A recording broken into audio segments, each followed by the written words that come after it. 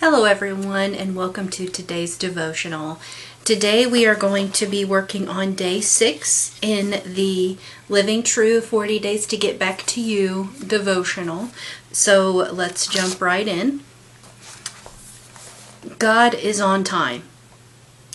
For the vision is yet for the appointed time. Though it tarries, wait for it will certainly home. It will not delay. In my mid-20s, I was pretty lonely. I was living on a 40-acre farm by myself and working crazy hours at my job with no time to see friends or have much of a life. During those years, I was a bridesmaid approximately 497 times, and I constantly wondered about, dreamed about, and begged God for when I would be next.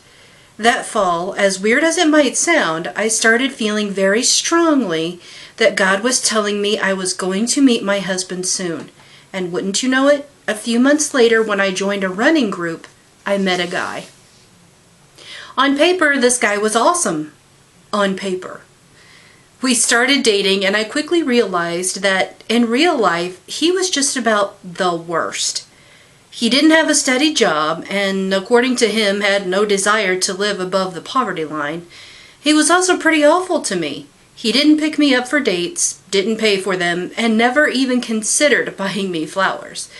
Because, as he said, he was not that kind of guy. He was sort of terrible. Now, no one has ever accused me of being a pushover, so the fact that I continued to stick around for this guy made no sense to anyone. Not to my mom, not to my friends, not even to the guy. But for some reason, even though I wanted to end it, I felt God say to stay. Just hang on until August, Christy. I felt him say. Just hang on until August. Fantastic, I thought. In August, this joker will get a job, start dressing better than a hobo, and actually be nice to me. It will be a wonderful Jesus redemption story, and we'll get married. I just have to hang on until August.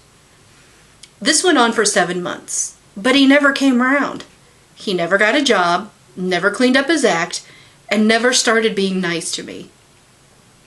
And then one day, I felt God release me from it all. I didn't know if it was some terrible test or wilderness journey, but one day, it was just all over and I ended it. And then I cried and cried. What a waste, I thought.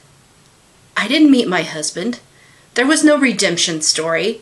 I'm back at square one, and all I have to show for it is 7 months of heartache. But that time wasn't really wasted. In fact, God was up to something. I couldn't see it at the time.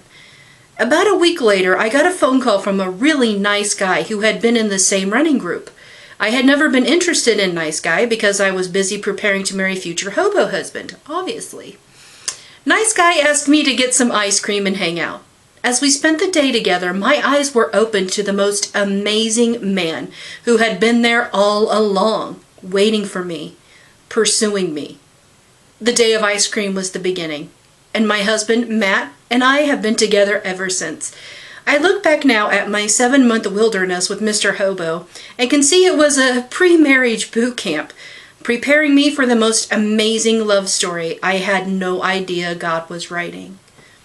Months later, when Matt and I looked back at the calendar to see when it all started for us, we realized it was August 1st. God had said to hang on until August, and he wasn't a day late. You need to know that God is always on time. Now, he is rarely early. He will take you to the very cliffhanger edge of your faith, but he will show up. He might not show up as fast as you want, and he probably won't show up in the way you think. But God has never been late before, and he's not going to start with you. Wherever you are, whatever you're waiting on, you can rest in the reality that our God is always on time. Reflection and prayer.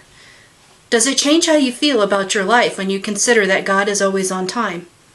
How does your perspective change when you realize God is not asleep at the wheel, but actually working things together for you right this very second?